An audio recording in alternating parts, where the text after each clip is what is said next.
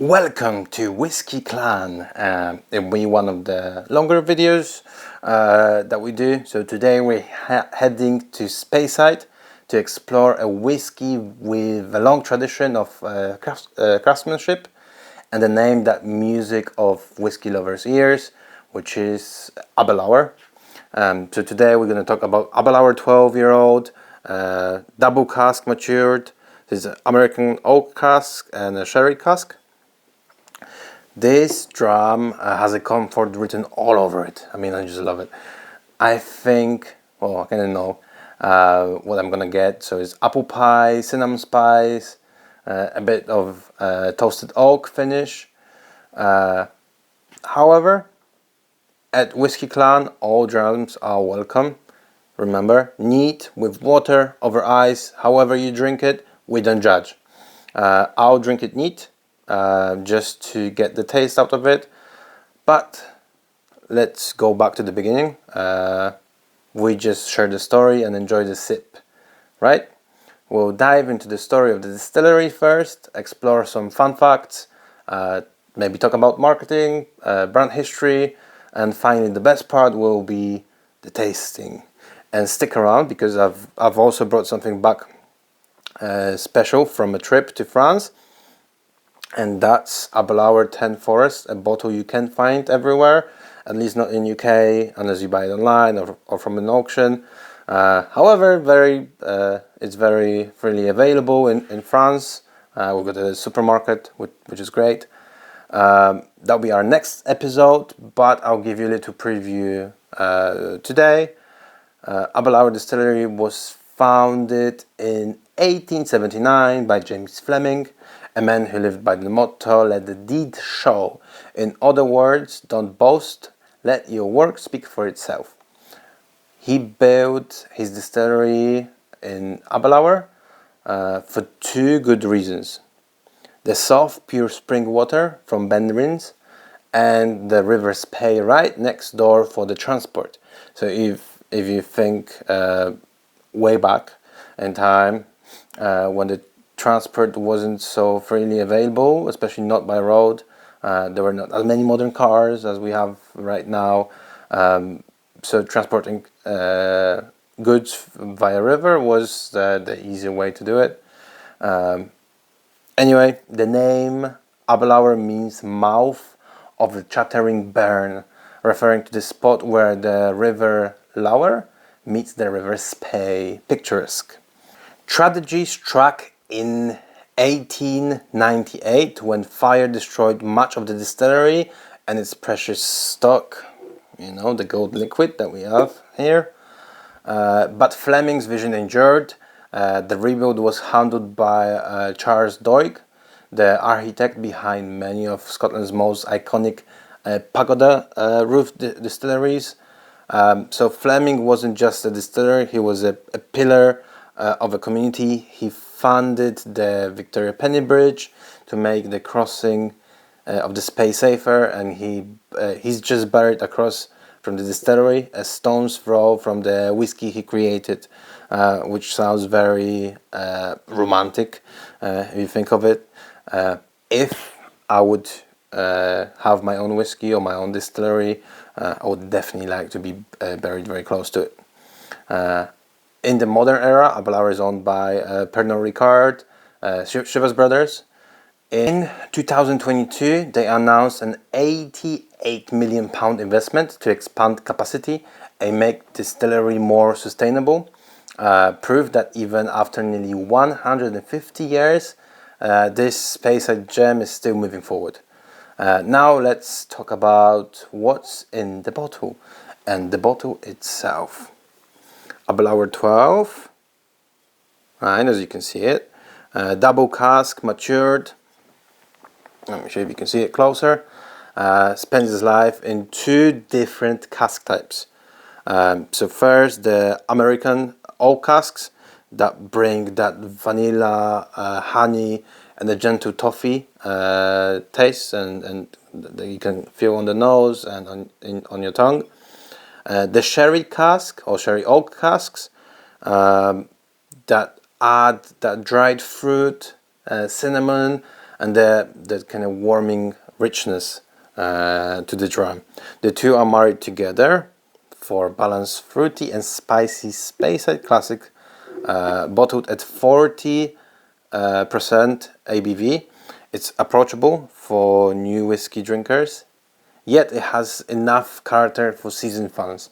It's also worth noting that around 2022 to 2021, this 12-year-old bottle became an entry point for Aberlour's core range, replacing the long-standing 10-year-old in many markets.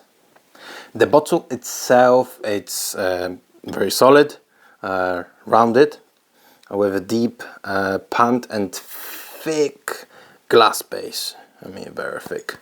Reassuring in the hand, for sure. The label keeps the Aberlour traditional kind of cream, the burgundy palette, as you can see, with gold highlights.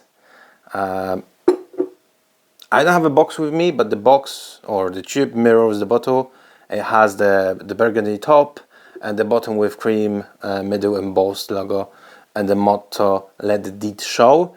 I'll try to find it. Maybe I can add a photo to this video. It has an understated elegance that tells you this is a quality Speyside without shouting about it. A few fun bits before we taste. Abunda, Aberlour's famous cask strength bottling, came about after Walker discovered a 19th century bottle during renovation in the 1870s. Those iconic red distilled doors, you see them nearly in every Aberlour photo shoot. Aberlour prefers storytelling campaigns and exceptional marketing. In 2014, they launched Made from Experience, trying to get the print, digital, and in-person tastings. In 2015, they toured the UK with the voiceograph, a restored 1947 recording booth where people could record and keep their own stories. Sounds amazing, right? More recently, in 2025, they've been running everything considered in the travel retail. Gorgeous red and gold visuals showcasing the craft that goes into every bottle. I mean, alright, let's get into the glass. But first thing that hits your tongue is the alcohol. So, what we do here is we're gonna try break the alcohol with slightly different whiskey. So I already poured Roland Call into my glass. The reason why we do it is to kind of get the tongue used to the alcohol before we taste the whiskey that we intend to try and nose and so on.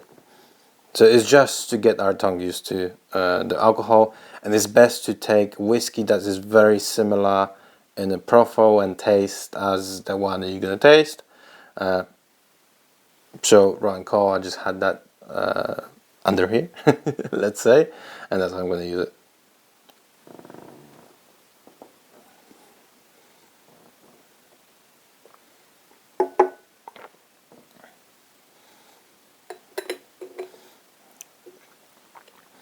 Great. Okay.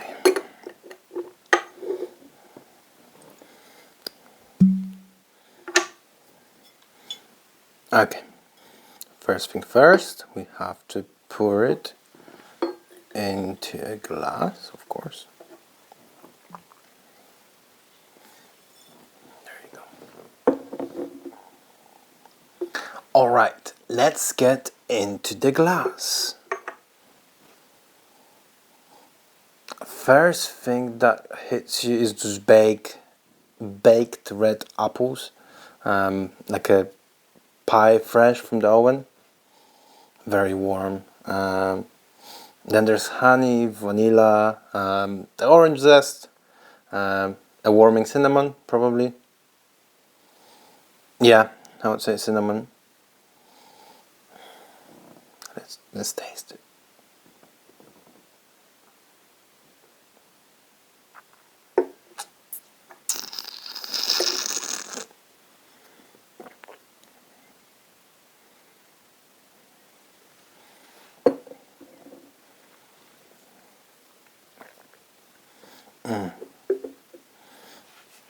Yeah, definitely you can taste the sweet orchard fruit up front. Then you get those richer notes, a little almond, licorice, which is, I'm not a fan of licorice, well, you can get that as well. And then those baking spices, so you get like nutmeg, cinnamon, touch of clove, and then you get that toasted oak, and that gentle sherry warmth, that kind of lingering spice at the end. So it's a dram that feels familiar. It's very comforting, but still layered enough to explore, if you know what I mean. So I would say this dram is for anybody that wants to get into single malt whiskey, but people who already drink whiskey will also enjoy it quite a lot. It's definitely an easy drinker or everyday drinker for sure. So that's our journey through Aberlour 12 Double Cask, a Speyside classic with history. Actually, there's an interesting story that I always have about Aberlour. Aberlour was one of the first whiskies I had when I graduated at the university. My mom got me a 10-year-old Aberlour. The 10-year-old is really hard to find right now, just because the 12 obviously replaced it, as I said it before. But the 12-year-old, still amazing, smells amazing, very fruity.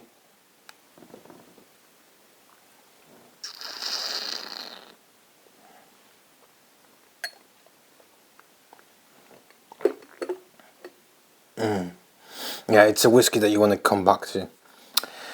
So next time we're staying with Aberlour, but trying something little rarer, at least rarer in UK, not so rare in France. So we're going to talk about the Aberlour 10 Forest Reserve. So I found it in France. We'll see how it compares to today's dram. I'll try to leave some for next week, or maybe earlier.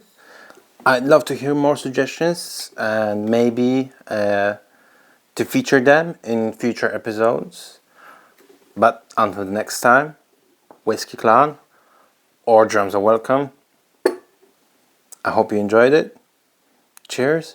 And if you have Aberlour 12, or if you go into a bar and you have an option to try it out, let us know what are your tasting notes and what you can smell in the whiskey. It would be great to hear from you.